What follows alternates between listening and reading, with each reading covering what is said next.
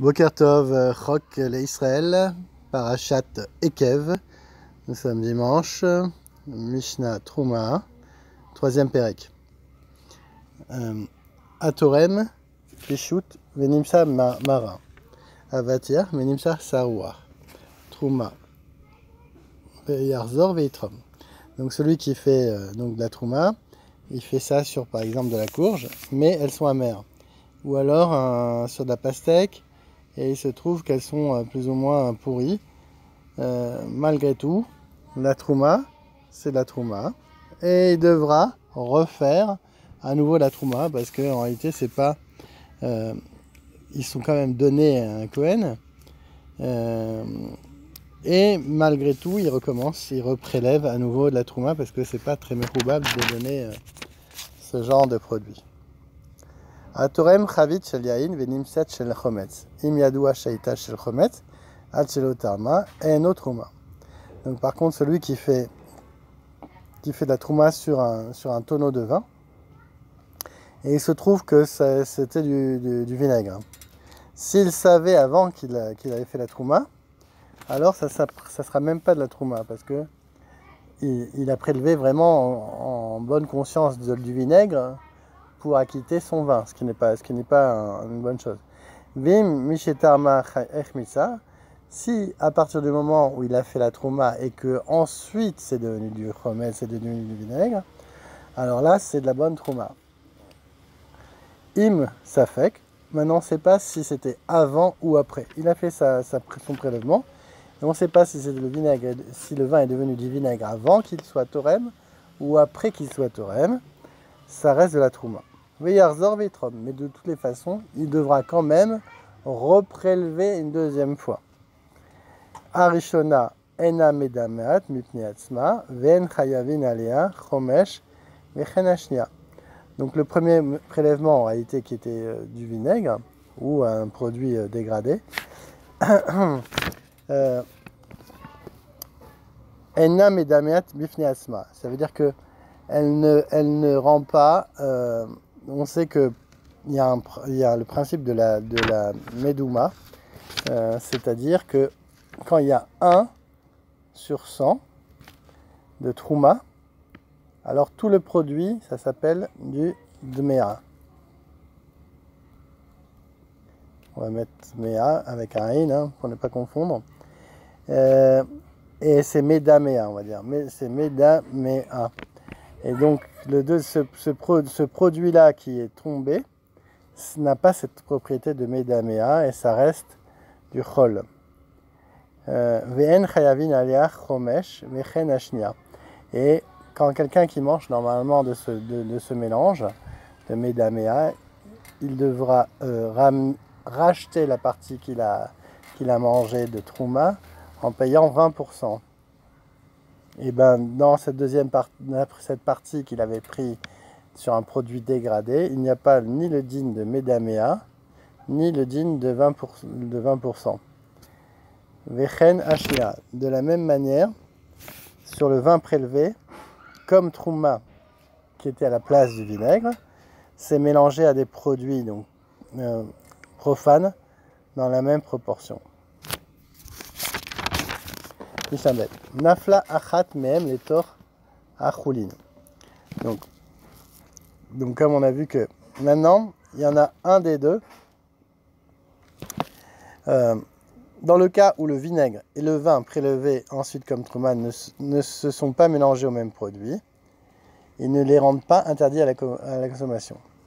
Ena medamean, nafla shnia lemakom acher, ena medamean, nafla shteen lemakom echad, medameot ke kaktana chez Bishten. Donc, comme on a vu dans la première Mishnah, que quand il y a du vinaigre et du vin qui ont été prélevés comme trouma et qui ne se sont pas mélangés au même produit, ils ne les rendent pas interdits à la consommation. Alors, donc quand le vin et le vinaigre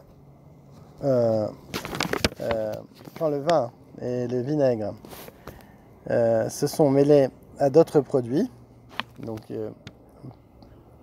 il y a eu un mélange, alors ils les rendent interdits seulement si leur quantité n'est pas inférieure à 100 fois supérieure à celle du vin prélevé. Donc si c'est inférieur à 100%, à 1%, alors c'est pas Médaméa. Et maintenant, on a vu que si les deux sont tombés dans un seul endroit, donc comme dans ce cas-là, Médaméot, Bektana chez Bechtien. Maintenant, s'il y a une toute petite proportion, il faut donner l'équivalent donc au Kohen de 2 Trumot et le reste est permis à la consommation à un non-Kohen.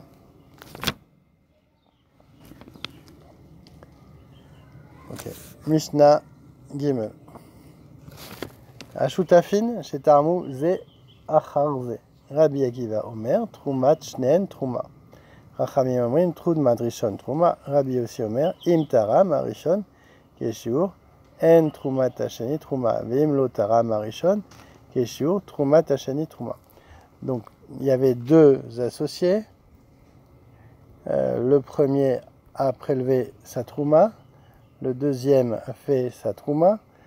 Seule la première est considérée plus une Truma, puisque son acte, l'acte du deuxième associé est un acte blanc, comme s'il n'avait rien fait, puisque le produit de la récolte était déjà avec de la Trouma, c'était plus du Tevel, donc ce n'est plus de la Trouma. Maintenant, si le premier n'a pas fait le bon chiour, il a fait une Trouma qui est inférieure, en fait, la deuxième Trouma sera considérée comme une Trouma, puisque le premier, c'est comme s'il n'avait rien fait. Alors, Ba Medvarim Omrim, Bishelo Diber, Aval, Irsha, Et Ben, Beto, O Et Avdo, O Et Chifrato, La Troum, Troumato, Trouma. Quand il n'a rien dit et qu'il a envoyé sa servante ou son fils, ou son serment, sa Trouma est une bonne Trouma. Bitel, Hachelo, Taram, Bitel. Maintenant, si avant il est Batel, ce qu'il a dit à l'ordre, il avait donné un ordre, entre-temps, le temps qu'arrive la personne de sa maison sur son champ pour faire la Trouma, lui, il a annulé son ordre, ce bitou les bons. Entromin Trouma, Entroumato Trouma. Im Mishetaram, Bitel, Troumato Trouma. Maintenant, si son serviteur a fait par exemple la Trouma, et puis lui il a été Mevatel ensuite, c'est trop tard. Sa Trouma sera une Trouma. Apoaline, En Laem Reshut Litrom, Chutz Mina Druchot. Chez En Metamein, Alagat Miyad. Donc, par exemple, des ouvriers agricoles n'ont pas le droit de prélever la Trouma sur les produits de leur employeur, sauf sans autorisation préalable. Sauf dans un cas.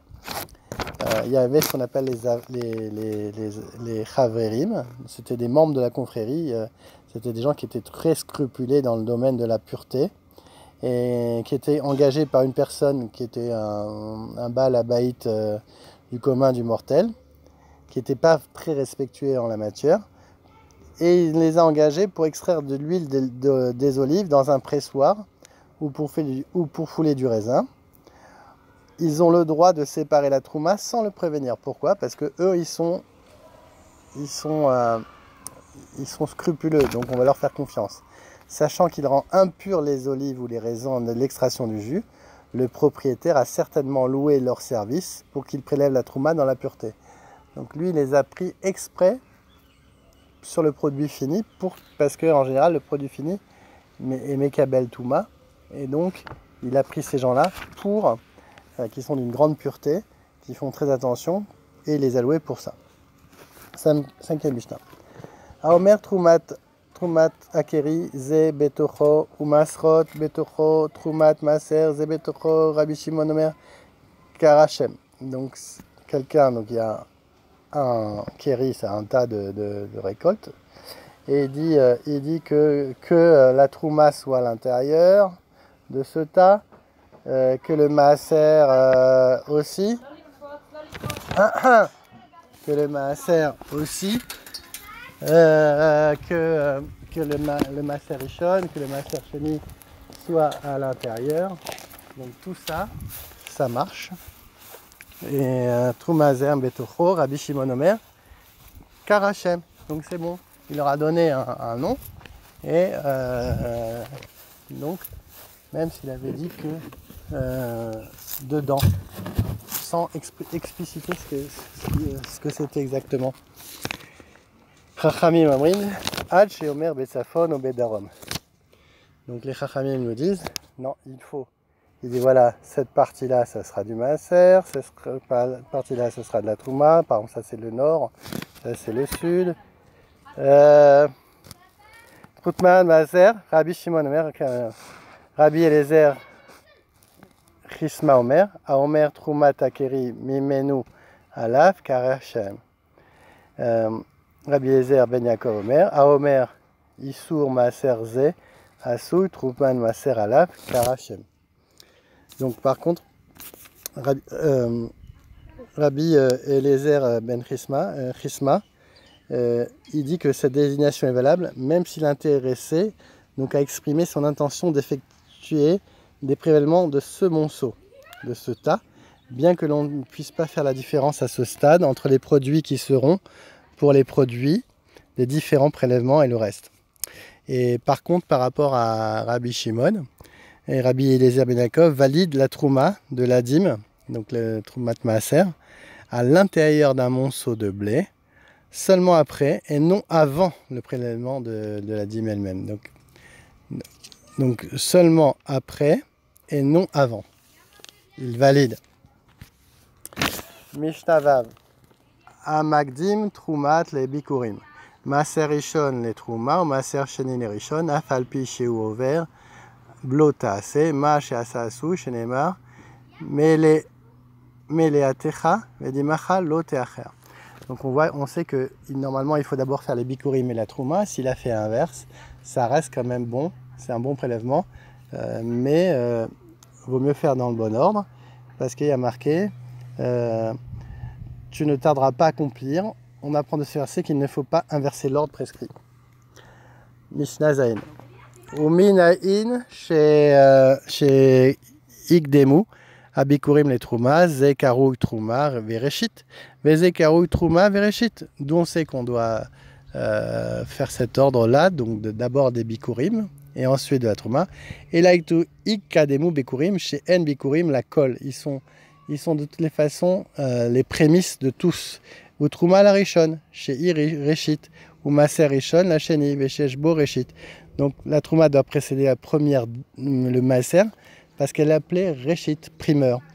La première dîme doit être prélevée ensuite après la seconde, et, parce qu'elle contient une partie, la trouma de la dîme, troumat maaser. Mishtachet. Amit kamed lomar trouma, ve'amar maaser, ve'amar trouma. Maintenant il s'est trompé, il a dit que ça soit de la trouma et que c'était du maaser, ou inversement. Ou Ekdeshan ve'Ekdesh, Rabbi Yehuda Omer, En lenochi kerem revaï, ve'charamim omrim, yesh le trumat nochi, medamat, ve'chayavim ala chomesh, Rabbi Shimon Poter. Donc si on s'est trompé de dénomination, on appelait la trouma maaser et le maaser trouma, et ve'Ekdeshan Ekdesh, Rabbi Yehuda Omer, En lenochi, donc ils n'ont pas besoin d'être transporté à Jérusalem. Et pour Rabbi Yehuda, le nochi est le fruit de la vigne d'un non-juif de la 4e année, le karem revi'i, sont permis à la consommation sans restriction. On a le droit de manger du karem revi'i d'un goy, contrairement à ceux d'un juif. Ils n'ont pas besoin d'être consommés à Jérusalem ou rachetés. Par contre, pour les Khamim, ils sont soumis aux mêmes obligations que ceux d'un juif. C'est la terre qui fixe, c'est pas la personne qui fixe. Pour la trouma prélevée par un non-juif sur ses propres produits est soumise aux mêmes lois sévères que celle d'un non-juif, que celle d'un juif. Si elle se mélange à une quantité de produits profanes qui ne lui est pas 100 fois supérieure, elle les rend interdits à la consommation d'un non-Kohen. Si celui-ci est consommé par mégarde, il devra verser un Kohen le supplément d'un cinquième, 20%, comme on l'a dit tout à l'heure. En plus de sa contre-valeur, Rabbi Shimon, lui, le dispense de ce supplément.